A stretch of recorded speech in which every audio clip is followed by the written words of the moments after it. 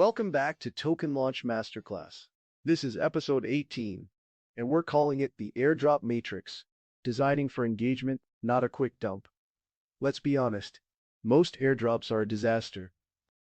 We're talking billions, with a B, in value evaporating in the first 24 hours because everyone treats it like free cash and hits the sell button.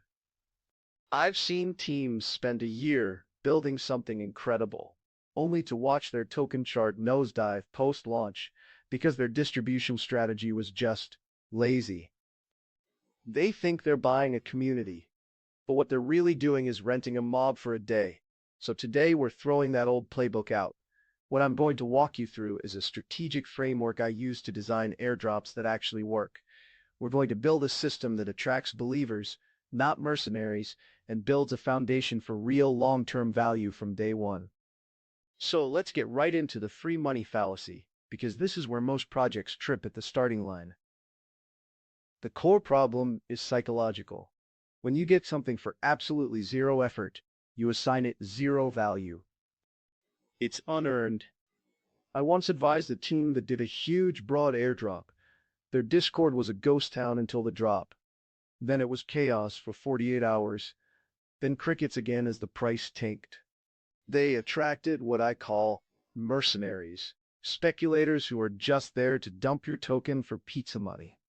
They're not your community. What you want are the loyalists.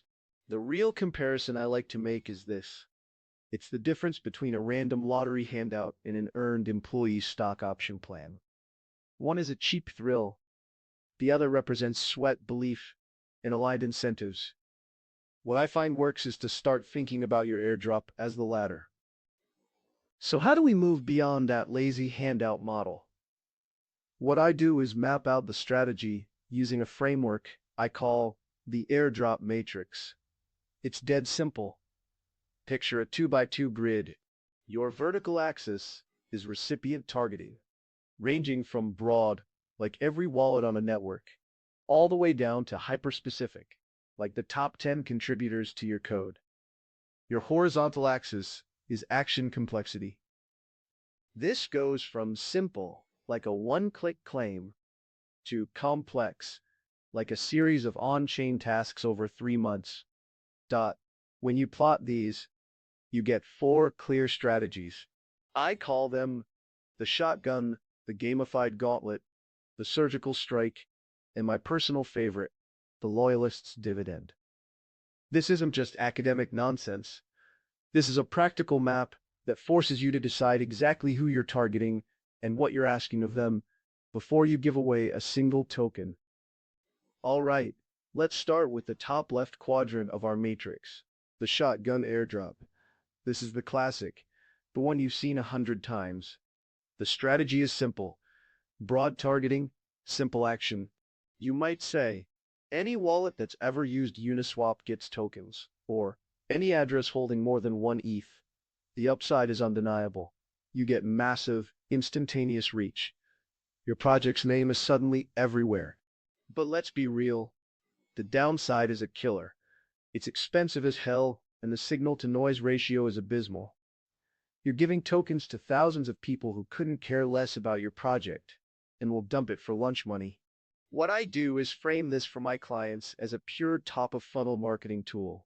It's a Super Bowl ad, not a community event. If your only goal is raw brand awareness and you have the cash to burn, fine. But please, don't mistake it for building a foundation. You've bought eyeballs, not hearts and minds.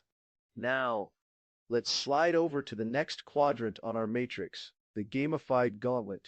This is where you make people work for it. I'm talking about those multi-week testnet campaigns where users have to swap, stake, lend, basically use every core feature of your platform to qualify.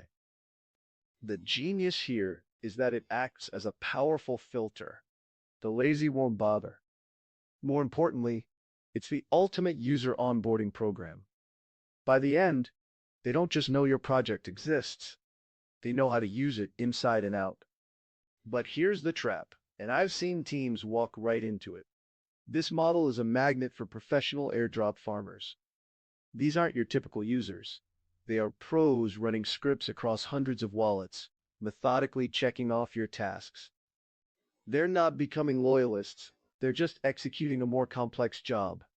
So while you think you've acquired 50,000 power users, you might find you've just paid a few hundred skilled operators to stress test your system before they dump your token. Alright, let's move to the bottom left of the matrix. I call this the surgical strike, and honestly, it's one of the most underutilized high-impact strategies out there. Here, the targeting is hyper-specific, but the action is dead simple. You're not trying to educate the masses. You're trying to influence a very specific group to do one specific thing. A great example I've used is vampire attacking a competitor. Say a rival DeFi protocol is fumbling. What you can do is target wallets that have just withdrawn from them and offer a token bonus for depositing those same assets into your protocol. The action is simple, a single deposit, but the targeting is laser focused. Another one I like to see is rewarding the top 500 contributors to your project's GitHub. Again, simple claim, but you're rewarding a very specific high-value group. This isn't a marketing blast, it's a strategic incentive. You're directly paying for a single desired behavior, and it's incredibly effective at getting results. And now we arrive at the bottom right of the matrix, the quadrant I call the Loyalist's Dividend. Frankly, this is the holy grail. This is where you stop trying to buy a community and start rewarding the one you already have. The approach here is retroactive. You look backwards at complex, long-term patterns of behavior from a very specific group, your actual users. What I do here is look for genuine, sustained engagement. Who has been voting in every governance proposal for the last year? Who provided liquidity for 9 straight months, not just the week of the snapshot? Who was answering questions in the forums when no one was watching? You simply can't fake that kind of commitment at scale. Airdrop farmers can't script genuine long-term belief. This isn't just a marketing expense. It's a dividend paid to your earliest, most dedicated partners. This is how you find your true fans and turn them into owners. Alright, let's talk about the boogeyman of every airdrop, the Sybil attack. This is where one operator uses hundreds, sometimes thousands of wallets to farm your drop and bleed your treasury dry. If you don't plan for this from day one, you're not just giving away tokens, you're literally subsidizing your own destruction. So, how do we fight back? The first line of defense is basic on-chain forensics. What I do is look for obvious patterns. Did 1,000 unique wallets get funded from the same address an hour before the snapshot? Are they all brand new? These are simple red flags that weed out the lazy. The next level up is using identity solutions. What I like to see is integration with something like Gitcoin Passport, forcing users to prove they're a unique human. It's a layer of friction that's a nightmare for bot operators to scale. But honestly, the best defense is designing criteria that are just too difficult to fake. This goes right back to our Loyalist dividend. You simply can't script a year of consistent governance voting. You can't fake providing liquidity through a nasty bear market.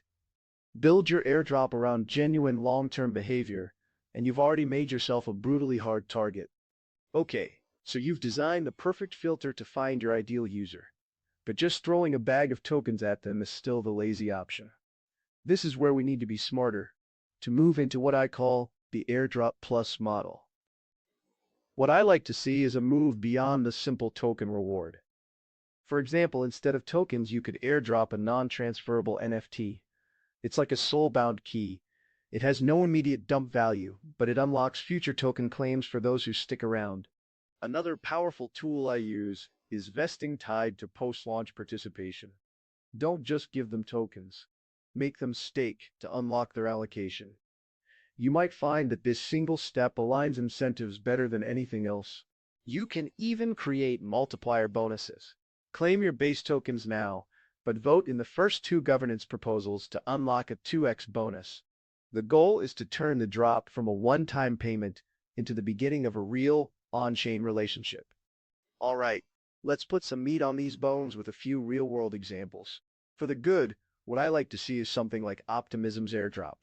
It wasn't one drop, it was multiple rounds, rewarding specific long-term behaviors like governance voting and repeat usage.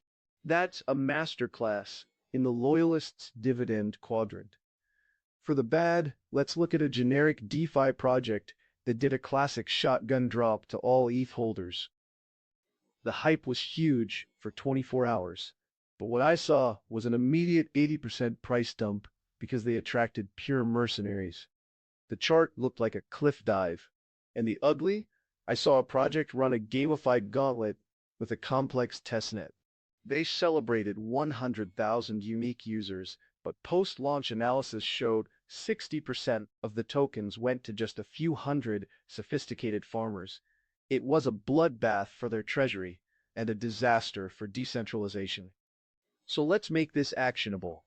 When I'm advising a team, this is the 5-step checklist I make them use to stay focused. 1. Define your one primary goal.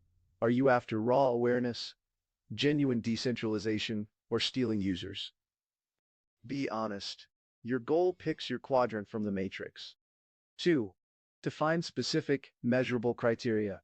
Don't write active users. Write wallets that voted on proposals 3 through 7. It must be provable on-chain. 3. Pre-plan your Sybil Defense. Don't make it an afterthought. What I like to see is a combination of on-chain analysis and identity checks, planned from day one. 4. Craft a clear communication strategy. A detailed blog post explaining the why behind your criteria isn't optional. It's how you manage expectations and show respect. And 5. The most important step, stick to the damn plan. This checklist is your shield against the chaos that will inevitably come. So, there you have it. The Airdrop Matrix. It's not some abstract theory. It's the framework I use to force teams to be deliberate about who they're giving a piece of their network to. The most critical thing I want you to walk away with is this. An airdrop isn't just marketing. It is the foundational act of community formation. You're not buying users. You're minting your first citizens. Get it wrong, and your project is built on sand. But let's say you get it right. You've used the matrix to attract the perfect initial group. How do you turn those first holders into a thriving community? That's what we'll tear down in the next episode. Building your 0 to 1,000 true fans. If you find this information useful, we would really appreciate it if you would like and subscribe this channel to help others find us. If there are subjects you would like covered, please add in the comment section, and we would include it in future episodes.